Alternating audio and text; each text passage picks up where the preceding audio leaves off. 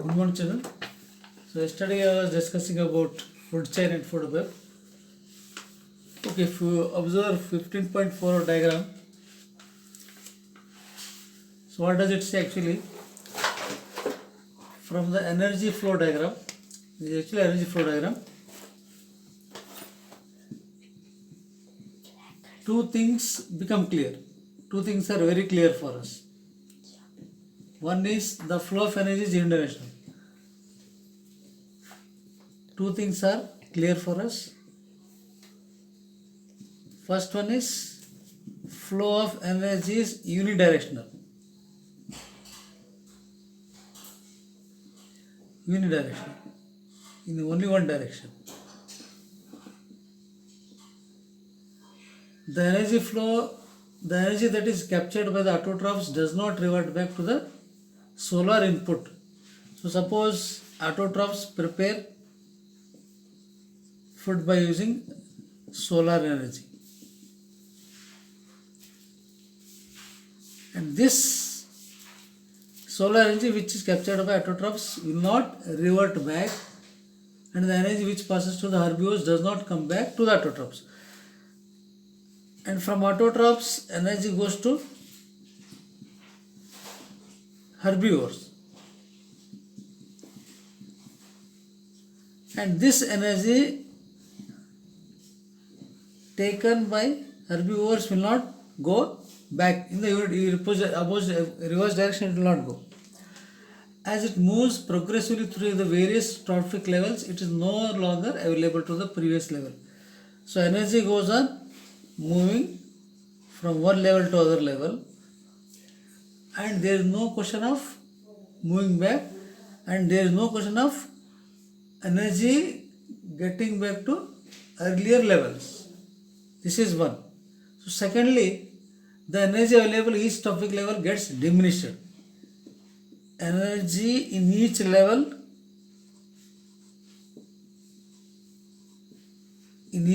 gets diminished, goes on reducing. So these are the two aspects which we got from the flow of energy in an ecosystem. This is an ecosystem diagram. Okay. Then another interesting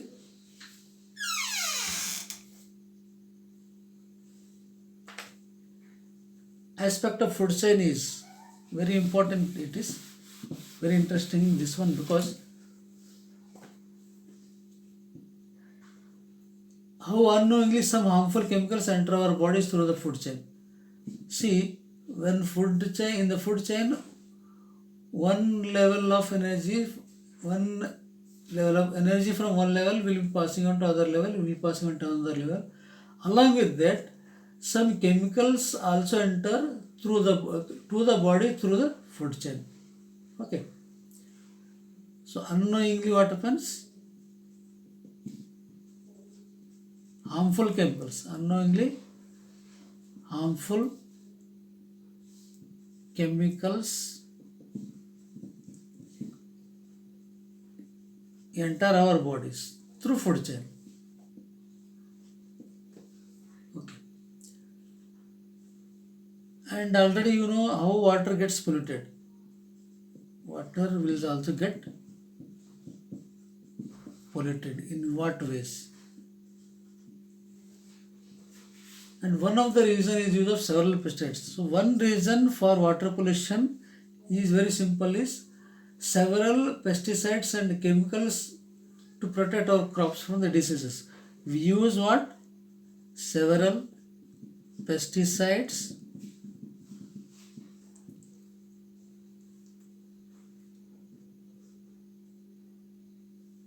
and other chemicals. We use pesticides and other chemicals to protect crops, to protect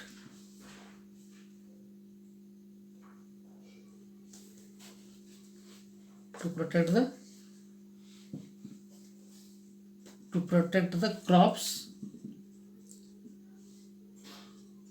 from diseases and pests.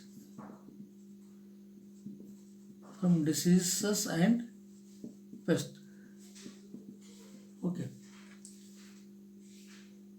These chemicals either wash down into the soil or into the water bodies.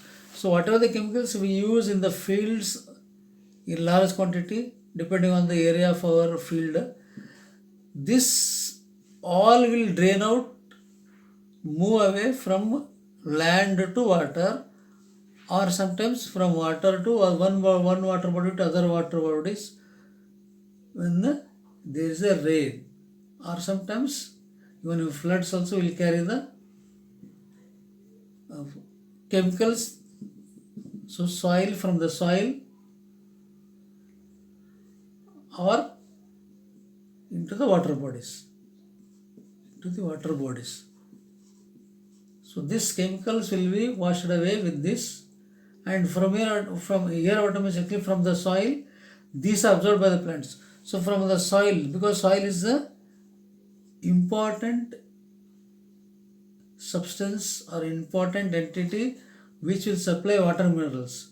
So along with water and minerals which plants absorb from the soil, along with this, these harmful chemicals will be taken by aquatic animals, will be taken by aquatic plants or aquatic animals or aquatic plants.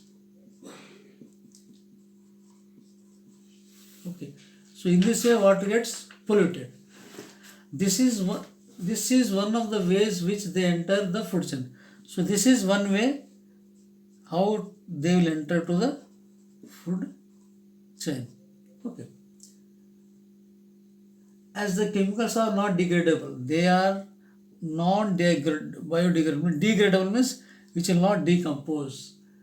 These get accumulated progressively at each trophic level. So what happens? These are not mixing with the natural things. This is not biodegradable.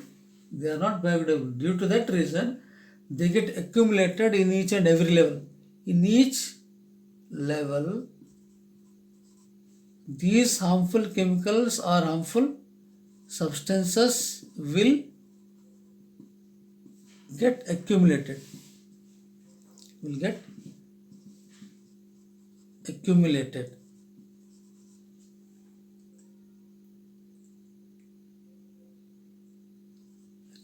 Okay.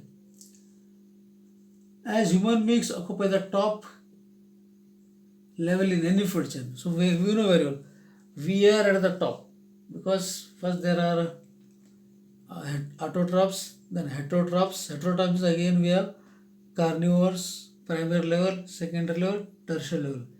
Then at the top level, human beings will come. As human beings occupy the top, so we occupy the top level in the trophic level. The maximum concentration of these chemical substances get accumulated in our body. As we acquire which level? Means we are at the top level in food chain. We acquire top level in food chain. So due to that reason, maximum concentration of these chemicals get accumulated in our body. Maximum concentration, not minimum, maximum concentration of chemicals get accumulated in our body. Chemicals get accumulated in human body. This phenomena is known as biological magnification.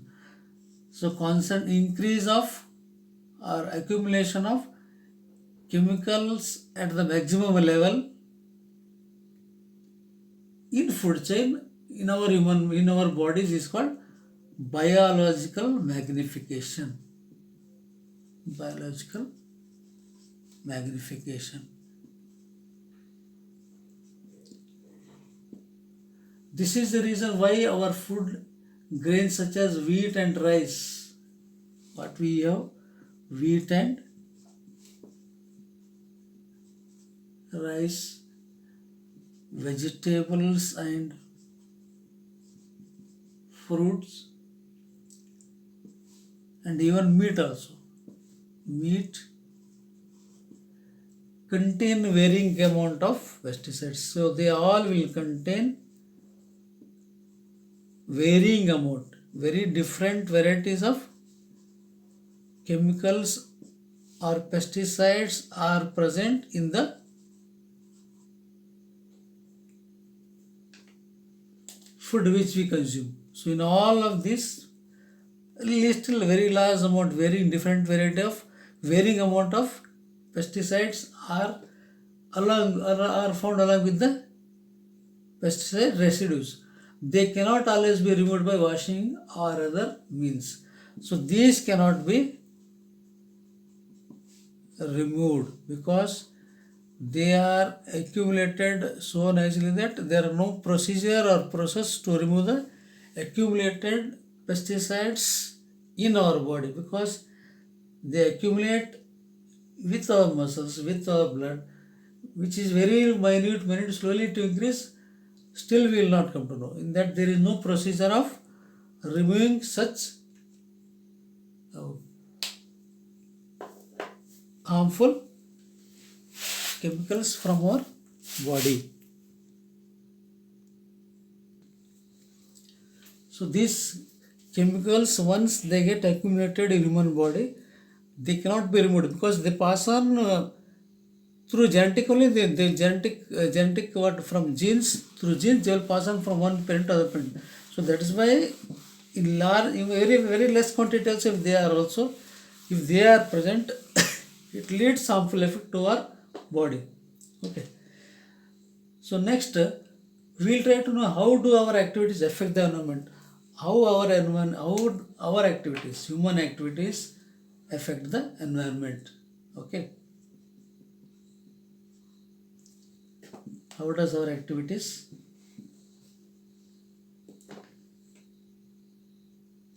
affect the environment?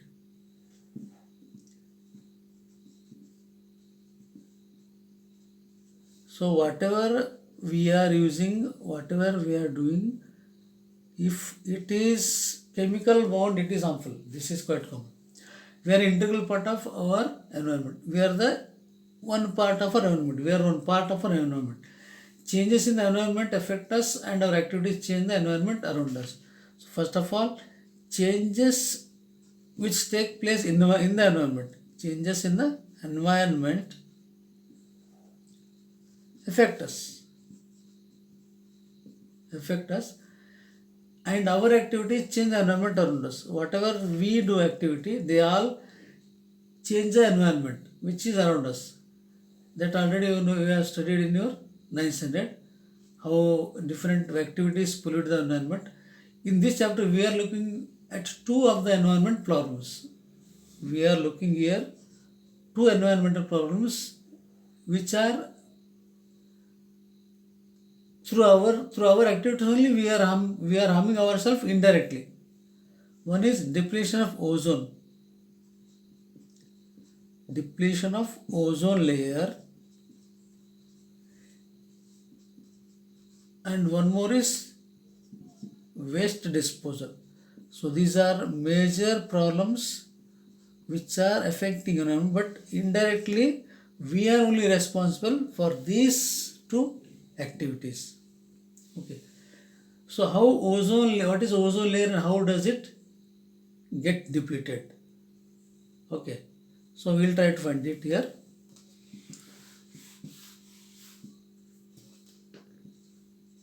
Ozone layer and its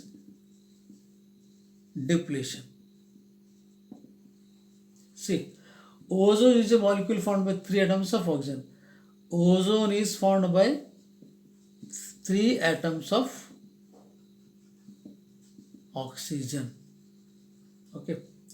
When oxygen, which is normally referred to as O2, see already you know, O2 is referred as oxygen. And this is essential for all organisms for life. This is essential for aerobic forms, means whichever are breathing, they need all oxygen. Ozone is a deadly poison. First of all, ozone is a poison. Okay. However, at higher levels of the atmosphere, ozone performs an essential function. If it is at lower level, it is harmful. But if it is at lower level, it is harmful. But at higher level, it is having very important and very essential function. At higher level, it has essential or very important function. So what does it do? It shields the surface of the earth from the UV radiation from the sun. So ultraviolet radiation which are reaching us are harmful. So this ozone will act as a shield, means it will protect us from the radiations. Sun's radiation. This radiation is highly damaging to organisms.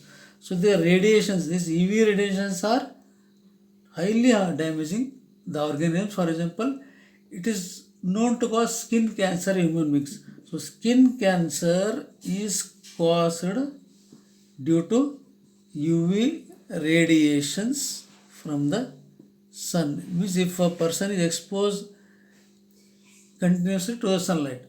Ozone at higher levels of atmosphere is a product of UV radiation. At a higher level, it is formed by the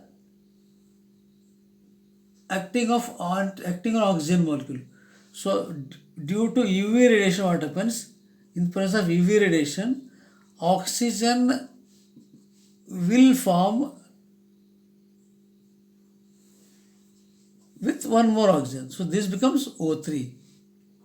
The higher level UV radiations split apart from molecular oxygen and free oxygen. So this actually what happens? This ozone will split into O and O.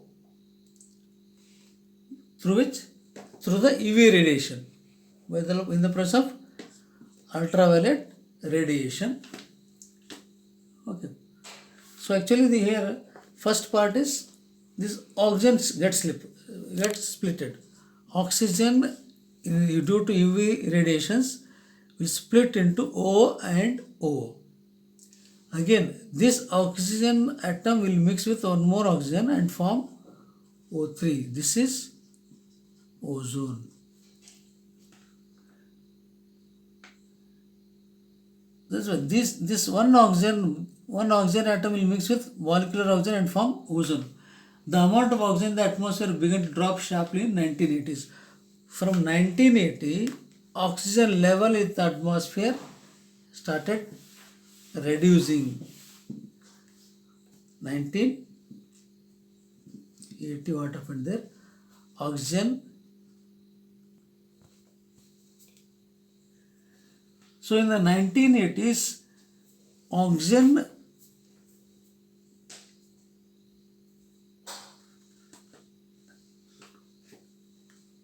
level in the atmosphere went on decreasing. Actually, ozone is O3.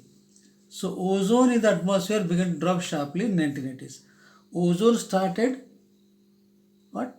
reducing. This decrease has been linked to synthetic chemicals like chlorofluorocarbons. So when ozone molecules started reducing, the reason is due to the chemicals present in CFC, chlorofluorocarbons.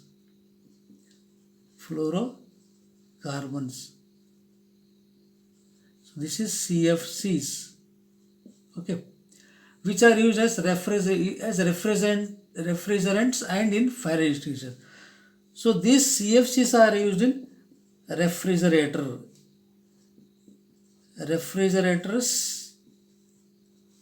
and fire extinguishers. So in this case,